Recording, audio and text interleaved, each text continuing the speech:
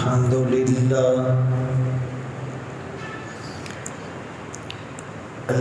لله وكفى والصلاة والسلام على من لا نبي بعده أما بعد فأعوذ بالله من الشيطان الرجيم بسم الله الرحمن الرحيم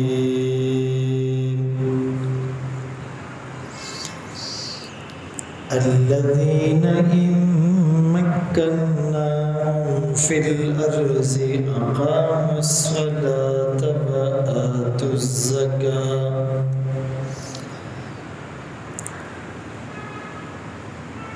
وقال الله تبارك وتعالى في مقام آخر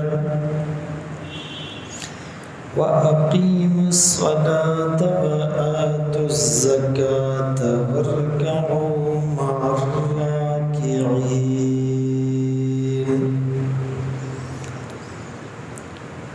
وقال النبي صلى الله عليه وسلم الدين النصيحة أو كما قال عليه الصلاة والسلام صدق الله مولانا العظيم وصدق رسوله النبي الأمي الهاشمي المدني الكريم ونحن على ذلك لمن الشاهدين والشاكرين والحمد لله رب العالمين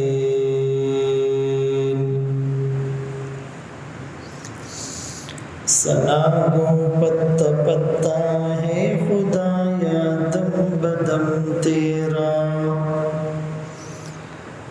زمین و آسماں تیرے یہ موجود و عدم تیرا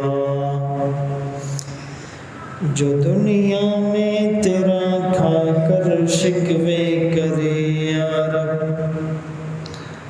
تعجب ہے کہ اس پر بھی ہو لطف و کرم تیرا جو تو میرا تو سب میرا فلک میرا زمین میری اور اگر تو نہیں میرا تو کوئی شے نہیں میری واجب الاحترام عزیزان گرامی، آپ کے سامنے قرآن کریم فرقان مجید کی چند آیات تلاوت کی اور سرکار دو عالم تاجدار مدینہ محمد مصطفیٰ احمد مجتبی صلی اللہ علیہ وسلم کی حدیث مبارکہ پیش کی۔ رمضان المبارک کے مقدس مہینے میں جہاں لوگ روزہ رکھتے ہیں، تراویح پڑھتے ہیں، اعتکاف بیٹھتے ہیں، عمرے پر جاتے ہیں، وہیں پر زکوٰۃ بھی ادا کرتے ہیں۔ اگرچہ زکوٰۃ رمضان میں دینا ضروری نہیں ہے، کسی بھی وقت دی جا سکتی ہے۔ اگر آپ کے پاس نصاب کے بقدر مال ہو اور اس مال پر سال پورا ہو جائے تو سال پورا ہونے کے بعد چاہے وہ کوئی بھی مہینہ ہو آپ زکوٰۃ دے سکتے ہیں، دینی چاہیے۔ لیکن لوگ ثواب کی نیت سے یا آسانی کی غرض سے روٹین ایسی بناتے ہیں کہ وہ رمضان ہی میں زکوٰۃ ادا کرتے ہیں۔ چونکہ رمضان میں نفل پر فرض کا ثواب ملتا ہے، ایک فرض پر 70 فرضوں کا ثواب ملتا ہے، تو زیادہ ثواب اور اجر کی غرض سے لوگ رمضان میں زکوٰۃ دیتے ہیں۔ اسی لیے آج زکوٰۃ کی اہمیت، زکوٰۃ کے فلسفے اور زکوٰۃ کے بنیادی مسائل پر بات ہوگی۔ دیکھیں، زکوٰۃ کا لغوی معنی ہے پاک کرنا۔ انسان جب مال کماتا ہے تو اس کو چاہیے کہ وہ اللہ کے حکم کو دیکھے اور نبی کے طریقے کو دیکھے۔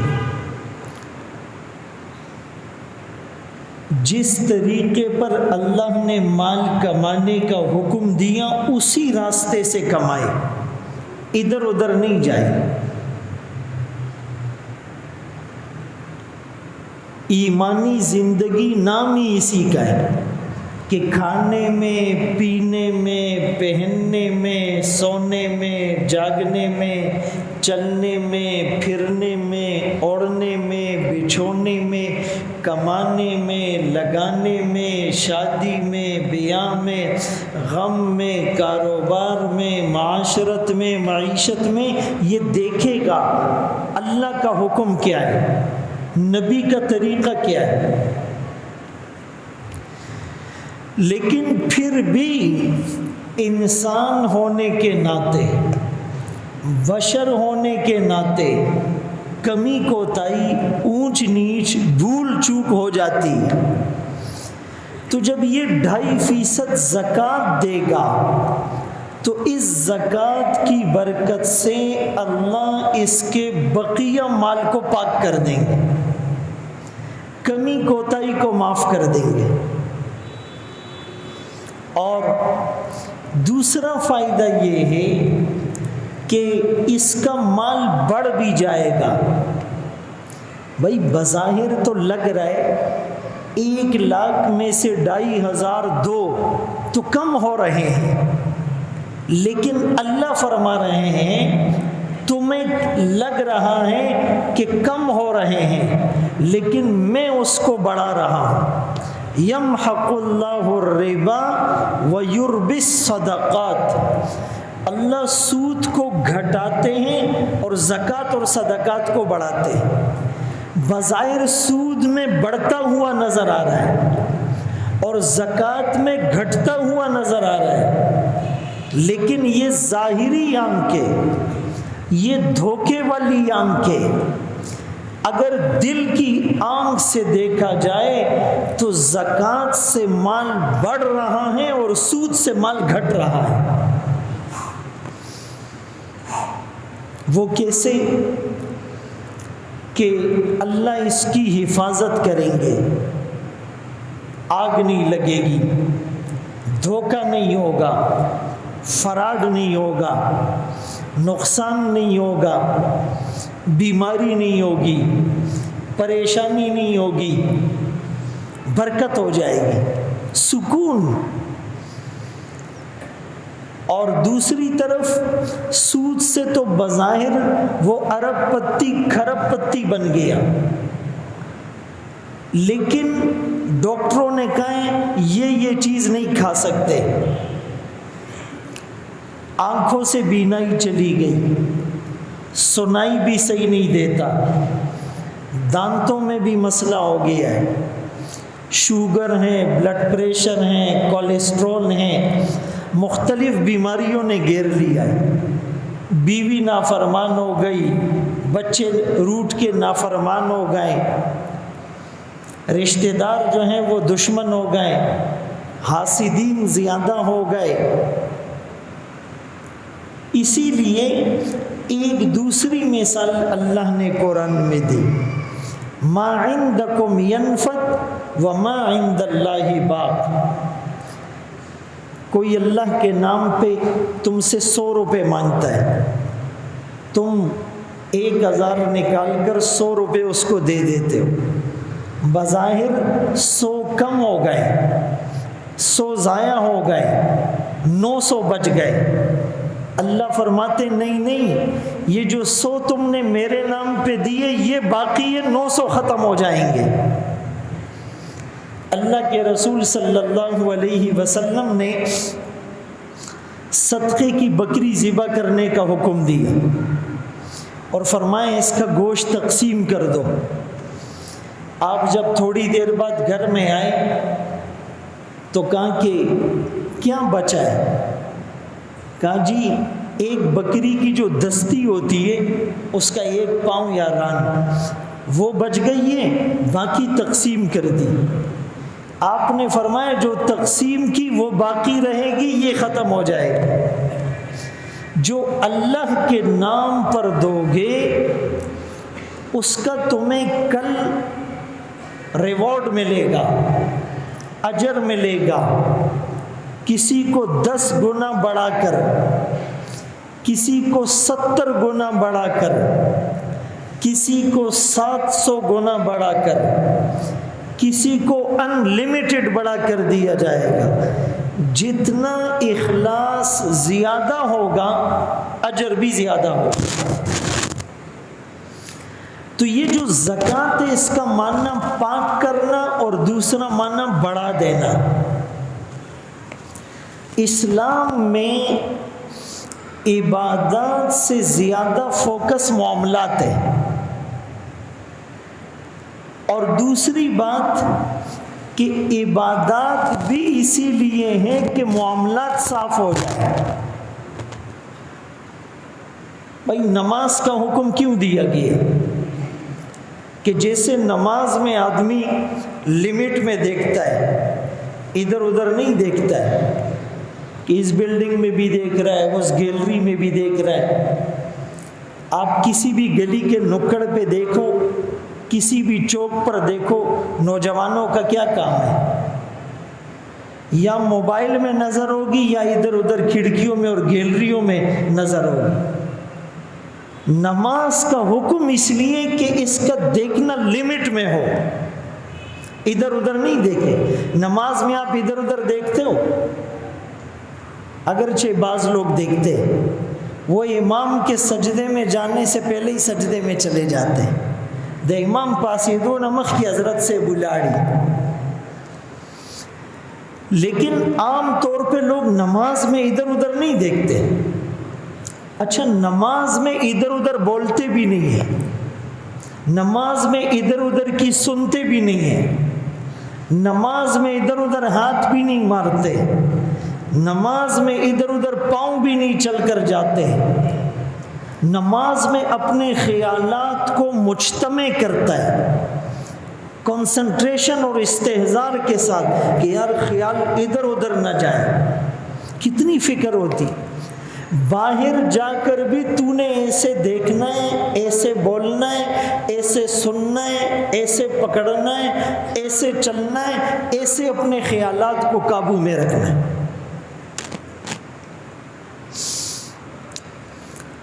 اسی طرح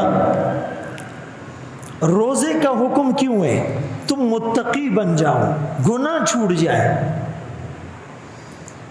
کسی کو گالی نہ دو، کسی سے جھگڑا نہ کرو، کسی کا مال ہڑپ نہ کرو، کسی کو دھوکہ نہ دو، کسی کے ساتھ فراڈ نہ کرو، کسی سے رشوت نہ لو، کسی کے ساتھ سود کا لین دین نہ کرو. یہ مطلب ہے. حج کا کیا مطلب ہے؟ فلا رفث ولا فسوق ولا جدال فی الحج. لڑائی نہیں کرنی، جھگڑا نہیں کرنا، گالی نہیں دینی، بےہودگی والا کام نہیں کرنا. زکوٰۃ کا کیا مطلب ہے؟ کہ تم نے حلال کمانا ہے اور پھر اس میں سے اللہ کا حق دینا ہے. یہ مال تمہارا نہیں ہے، اللہ کا ہے. وَآتُوهُمْ مِنْ مَالِ اللَّهِ الَّذِي آتَاكُمْ. لوگوں کو زکوٰۃ دو اس مال سے جو اللہ نے تمہیں دیا ہے. وَلِلَّهِ مِيرَاثُ السَّمَاوَاتِ وَالْأَرْضِ، اس دھوکے میں نہیں رہنا داخ و زماں مال دے، اصل زمین اور آسمان کا وارث اللہ ہے۔ اللہ نے تمہیں ڈاکیا بنایا ہے۔ بھائی ایک آدمی کسی کو 10 لاکھ روپے دیتا ہے کہ جاؤ یہ غریبوں میں تقسیم کرو، ٹھیک ہے اس کو تقسیم کرنے کا ثواب تو ملے گا، لیکن یہ اس کو جیب میں رکھ لے کہ نہیں یار میں تو نہیں دیتا ہوں، یہ خیانت ہے یا نہیں؟ بھائی پیسے کسی اور کے ہیں، دیے کسی اور کے لیے ہیں، تم جیب میں لے کے گھوم رہے ہو۔ مال اللہ نے دیا، غریبوں میں، مسجدوں میں، مدرسوں میں تقسیم کرنے کے لیے دیا، اور ہم جیب میں اور پیٹ میں اور لاکر میں اور اکاؤنٹ میں اور تجوری میں اور پرائز بانڈ میں اور چیک میں اور نیشنل سیونگ سرٹیفکیٹ اور ڈیفنس سیونگ سرٹیفکیٹ اور شیئرز میں رکھ کر اس کو بھول گئے۔ یہ خیانت ہے۔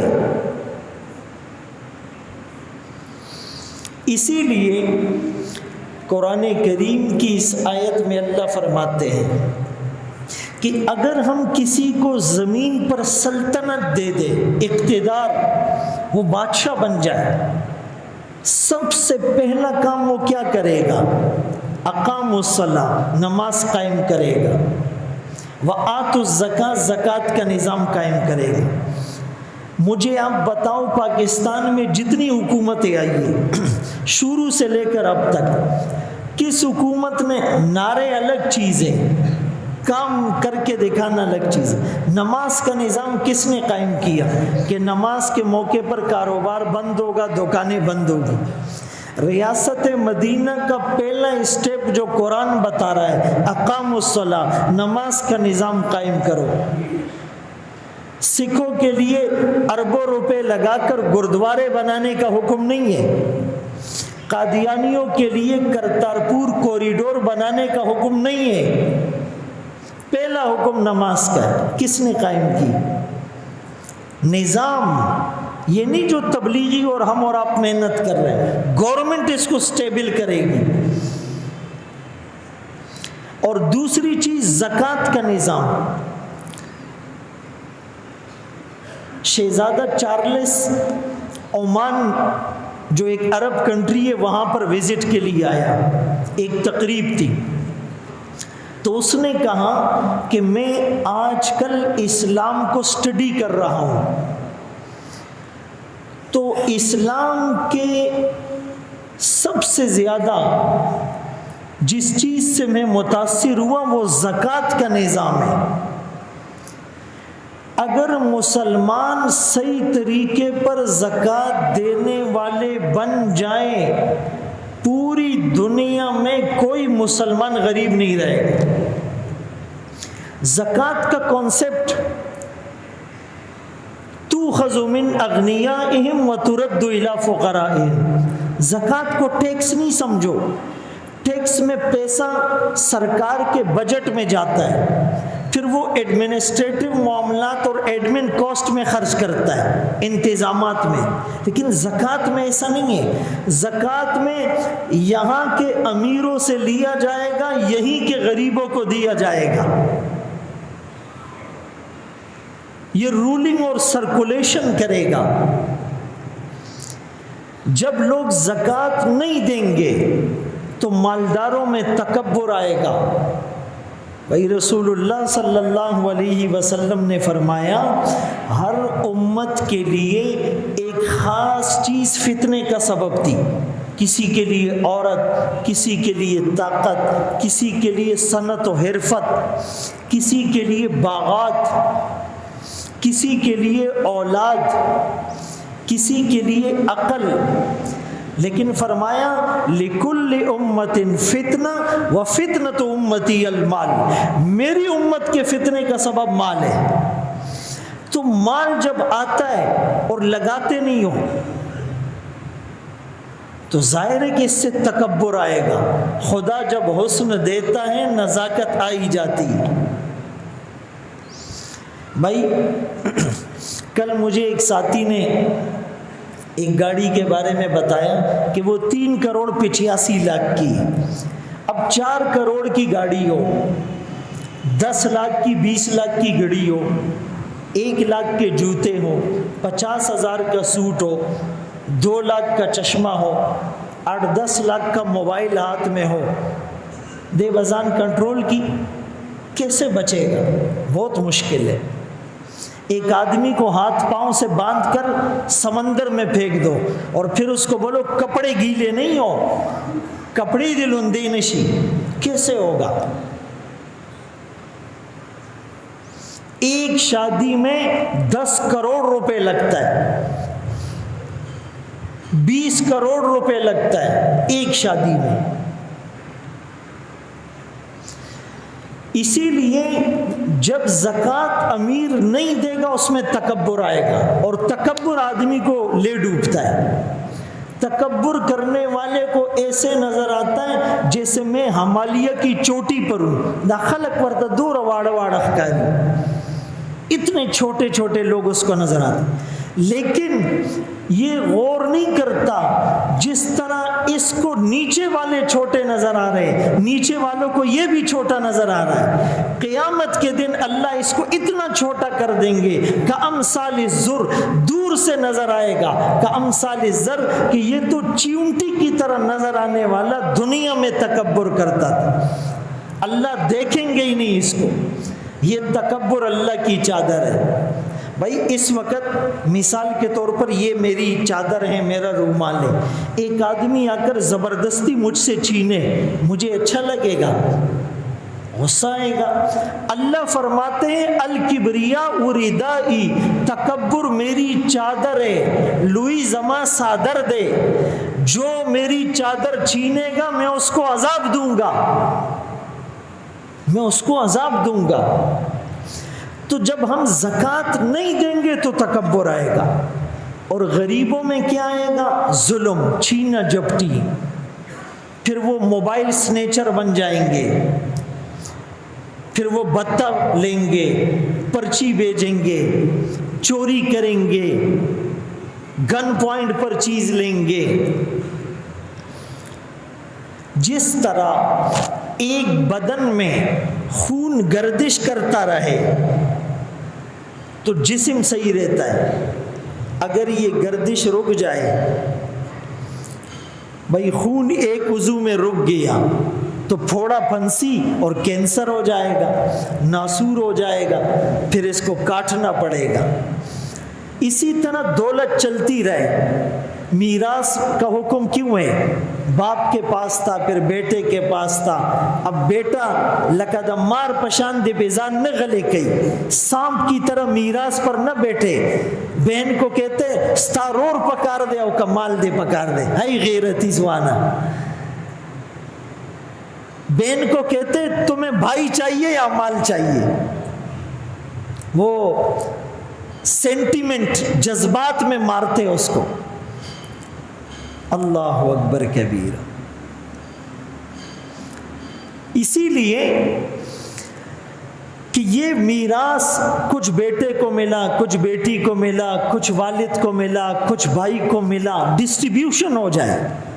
زکوٰۃ میں بھی اچھا، زکوٰۃ تو فرض ہے، قرآن نے زکوٰۃ کے صیغوں کے ساتھ انفاق کا صیغہ بھی استعمال کیا۔ زکوٰۃ سال میں ایک دفعہ ہوتی ہے، زکوٰۃ سال گزرنے پر ہوتی ہے، زکوٰۃ صاحب نصاب پر ہوتی ہے، زکوٰۃ جس کے پاس استطاعت ہو اس پر ہوتی ہے، لیکن انفاق کے لیے کوئی شرط نہیں ہے۔ زکوٰۃ 2.5% بھریں، انفاق آپ 100% بھی دے سکتے ہو، دن میں بھی دے سکتے ہو، رات میں بھی دے سکتے ہو، سال میں 10 دفعہ بھی دے سکتے ہو۔ صرف زکوٰۃ سے جان چھوٹ جائے مشکل ہے، زکوٰۃ کے علاوہ بھی دیتے رہو تب بات بنے گی۔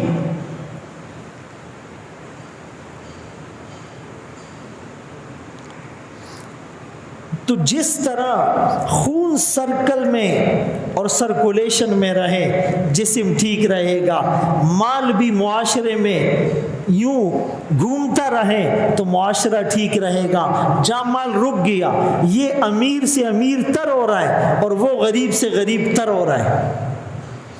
میں آپ کو ایک مثال بتاؤں، کل ایک اہم جگہ میں ایک ذمہ دار شخص نے کہا کہ جس وقت اعجاز الحق وزیر مذہبی امور یا وزیر خزانہ تھا، اس وقت بیت المال میں 21 ارب روپے پڑے ہوئے تھے، آج کل 21 کھرب ہوں گے۔ غریبوں کا مال ہے بیت المال میں پڑا ہوا ہے۔ بولا یہ کب کام آئیں گے؟ بولا الیکشن میں، یہ الیکشن میں استعمال کرتی ہے حکومتیں۔ پاکستان میں ایک نظام بن جائے زکوٰۃ کا اور صحیح طریقے پر لوگوں کو پہنچانے والے آپ بن جائیں، آپ دیکھیں کوئی غریب نہیں، یہ ڈکیتی، یہ چوری، یہ ملاوٹ، یہ دھوکہ، یہ قتل و غارت گری سب کچھ ختم ہو جائے گا۔ اللہ کے قرآن میں اللہ نے کہا ہے، یہ میری جذباتی باتیں نہیں ہیں۔ رسول اللہ صلی اللہ علیہ وسلم کا واقعہ سناتا ہوں۔ عدی بن حاتم رضی اللہ عنہ صحابی ہے اور حاتم تائی کے بیٹے تھے، پہلے عیسائی تھے پھر مسلمان ہو گئے۔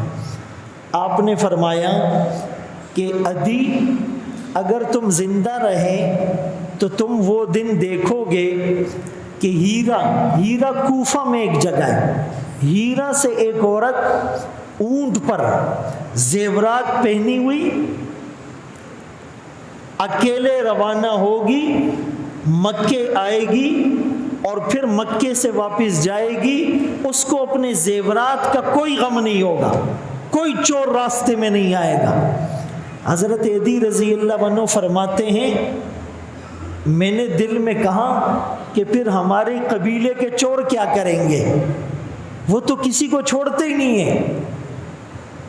بھائی جیسے کراچی میں بھی بعض ایسے علاقے آدمی جاتا ہے، بولا یار موبائل مہنگا نہیں لے کر جاؤ، ہاں زیادہ پیسے لے کر نہیں جاؤ، تو کہا میں نے دل میں کہا آقا نے پھر کہا عدی اگر تم زندہ رہے تو تم یہ دیکھو گے کہ کسرا کے خزانے مسجد نبوی کے باہر پڑے ہوں گے، کوئی ہاتھ نہیں لگائے گا۔ کہا میں نے کہا وہ کسرا جو بادشاہ ہے؟ آقا نے فرمایا ہاں۔ پھر آقا نے کہا عدی اگر تم زندہ رہے تو تم وہ دن بھی دیکھو گے کہ لوگ زکوٰۃ دیں گے، کوئی لینے والا نہیں ہوگا۔ نہیں یار میرا گزارا ہو رہا ہے، دل تک غریب مگا کارون کیسے، ایک غریب کو پتہ چل جائے نا راشن مل رہا ہے، وہ اپنا شناختی کارڈ خپکی کو بنا، اللہ ہم سب کو معاف کرے، بیوی کا، بھائی کا چلا جائے گا، پھر ادھر سے لے گا شام کو دوسری جگہ جائے گا، صبح تیسری جگہ جائے گا، اس کو پتہ ہے کہ میرے پڑوس میں مجھ سے زیادہ غریب ہے، خواغل بنور کے۔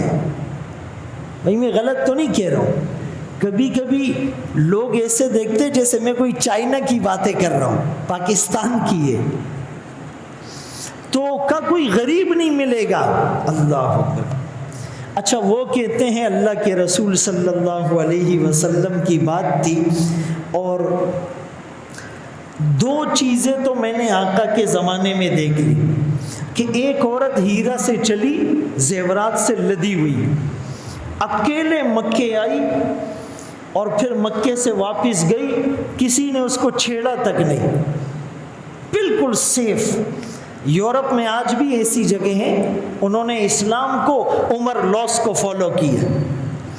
کہ دوسری چیز وہ بھی میں نے اپنی آنکھوں سے دیکھا، کس طرح کے خزانے آئے، مسجد نبی کے باہر ڈھیر لگا ہوا ہے، کوئی دیکھ ہی نہیں رہا ہے، چدا سب رہتے دی، ایسا نظام۔ ایک جگہ پر کچھ ساتھی راشن تقسیم کرنے گئے، آپ یقین مانے شیزور کے دروازے توڑ دیے، اتنا لوگوں نے حملہ کیا، بندے زخمی ہو گئے، دروازے توڑ دیے۔ واہ بھائی جناب، اللہ اکبر کا وہ منظر بھی میں نے دیکھا۔ اور کا تیسری چیز میں نے حضرت عمر رضی اللہ عنہ کے زمانے میں دیکھی۔ حضرت عمر رضی اللہ عنہ کے زمانے میں یمن کے گورنر تھے معاذ ابن جبل رضی اللہ عنہ۔ یہ بڑے مشہور صحابی ہیں، آقا نے بھی انہیں یمن کا گورنر بنا کے بھیجا تھا، حضرت عمر کے زمانے میں بھی یہی تھے۔ آقا نے فرمایا قیامت کے دن میری امت کے علماء کا جھنڈا معاذ کے ہاتھ میں ہوگا۔ اردن کا ایک علاقہ اربد، وہاں ان کی قبر ہے۔ تو فرمایا حضرت معاذ رضی اللہ عنہ نے یمن والوں سے زکوٰۃ لی، لینے کے بعد جس جس کو دینی تھی دے دی، پھر کوئی لینے والا نہیں تھا، تو 1/3 انہوں نے مدینے بھجوا دی، مرکز۔ حضرت عمر رضی اللہ عنہ ناراض ہو گئے، کہا یہاں کیوں بھجوائی؟ شریعت کا حکم ہے وہاں کے امیروں سے لو، وہاں کے غریبوں میں تقسیم کرو، ہمیں کیوں بھجوائی؟ یا تو وفاق صوبے والوں کو کہتا ہے ریونیو بھجواؤ، ٹیکس بھجواؤ، عشر بھجواؤ، خراج بھجواؤ، جزیہ بھجواؤ، محصولات بھجواؤ، انکم ٹیکس بھجواؤ۔ حضرت عمر غصہ ہو گئے، کہا حکم یہ ہے وہاں کے امیروں سے لو، وہاں کے غریبوں کو دو، مجھے کیوں بھجوائی؟ حضرت معاذ رضی اللہ عنہ نے کہا امیر المومنین وہاں کے جتنے مستحق تھے سب کو دے دی، اب کوئی لینے والا ہی نہیں۔ اللہ اکبر۔ اگلے سال جب ہوا تو معاذ ابن جبل رضی اللہ عنہ نے 1/3 کے بجائے نصف بھجوائی، زیادہ۔ کہا پھر کیوں بھجوائی؟ کہا پھر وہی صورتحال ہے، ابھی تو لینے والے اور کم ہو گئے۔ سب سے زیادہ زکوٰۃ اور ڈونیشن کراچی میں دی جاتی ہے، یہ بات تو پتہ ہے آپ کو۔ سب سے زیادہ بھکاری بھی یہاں ہے، ہر مسجد میں 20 سال سے ایک ہی بھکاری آ رہا ہے، حجی سے ابن جیب تلاش کی ورکی والا۔ وہ فجر میں اس مسجد میں ہوتا ہے، ظہر میں ادھر ہوتا ہے، عصر میں ادھر ہوتا ہے، مغرب میں یہ لیاری ایکسپریس وے میں ہوتا ہے۔ اس کا باپ بھی مانگتا تھا، بیوی بھی، بیٹا بھی، یہ بھی، نسلیں بھی، یہ کروڑ پتی ہے، اودا جسے پیسے والا بس۔ بات سمجھ میں آ رہی ہے؟ اگلے سال نصف بھیجا، پھر وہی صورتحال۔ تیسرا سال 2/3 بھیجا، اس سے بھی زیادہ۔ کہا اب کیا ہوا؟ کہا بھائی ابھی تو لینے والے اور کم ہو گئے۔ یہ بھی دور تھا، ہم بھی اس زکوٰۃ کے نظام پر عمل کریں۔ پہلے تو پوری کیلکولیشن کریں۔ بھائی مثال کے طور پر سونا وہ بسکٹ کی شکل میں ہو، وہ ٹکیا کی شکل میں ہو، وہ زیورات کی شکل میں ہو، وہ استعمال کا ہو، وہ ویسے ہی پڑا ہوا ہو، اس پر زکوٰۃ ہے۔ بعض عورتیں کہتی ہے دا خود استعمال دا، تو بھائی سونا کھانے کی چیز تو نہیں ہے، استعمال کا ہے، پھر بھی زکوٰۃ دو، نمبر 1۔ اسی طرح کیش پیسہ، وہ آپ کا بینک اکاؤنٹ میں ہو، وہ آپ کا ایزی پیسہ اکاؤنٹ میں ہو، وہ آپ کا جیز کیش اکاؤنٹ میں ہو، وہ آپ کا گھر میں ہو، تجوری میں ہو، لاکر میں ہو، وہ آپ نے کسی کو قرض دیا ہو، وہ آپ نے کسی کے پاس امانت رکھوائی ہو، وہ آپ نے کسی کو انویسٹ کے لیے دیا ہو، کچھ آپ نے اس سے بیسیاں بھری ہو، ان تمام صورتوں کو جمع کر کے اس کا زکوٰۃ نکالی جائے گی۔ یا آپ نے نیشنل سیونگ سرٹیفکیٹ ہوتا ہے، یا پرائز بانڈ ہوتا ہے، یا ڈیفنس سیونگ سرٹیفکیٹ ہوتا ہے، یہ سب بھی کیش پیسے کے ضمن میں اور زمرے میں آتا ہے۔ ان سب کو کیلکولیٹ کر کے آپ کو زکوٰۃ دینی ہوگی۔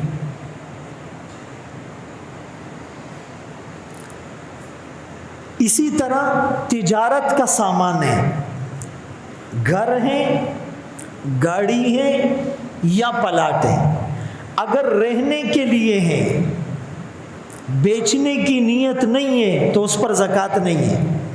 لیکن اگر نیت بیچنے کی ہے، وہ گھر ہو، وہ پلاٹ ہو یا گاڑی ہو، اگر نیت بیچنے کی ہے اس کی قیمت پر زکوٰۃ ہوگی۔ اور کون سی قیمت؟ جس دن زکوٰۃ دے رہے ہیں اس دن ویلیو کیا ہے۔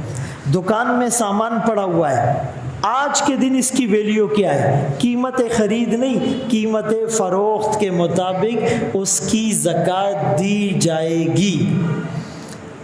تو آپ اپنا پورا حساب کریں، مفتی علماء سے پوچھ کر کریں، پھر مستحق کون ہے، صحیح مصرف کون ہے، ان کو پہنچانا یہ آپ کے ذمے ہیں، آپ کے اوپر لازم ہے، ورنہ قیامت کے دن سخت وعید ہے ان لوگوں کے لیے جو زکوٰۃ نہیں دیتے یا صحیح نہیں دیتے۔ کیا وعید ہے؟ یوم یحمى علیہا فی نار جہنم، ان کے سونے کو، ان کے چاندی کو، ان کے خام مال کو، ان کے پیسوں کو آگ میں تپایا جائے گا۔ فتکوی بہا جباہہم، پھر پیشانی کو داغا جائے گا، وجنوبہم، کروٹ کو داغا جائے گا، وظہورہم، پیٹھ کو داغا جائے گا۔ تین اعضاء کو کیوں؟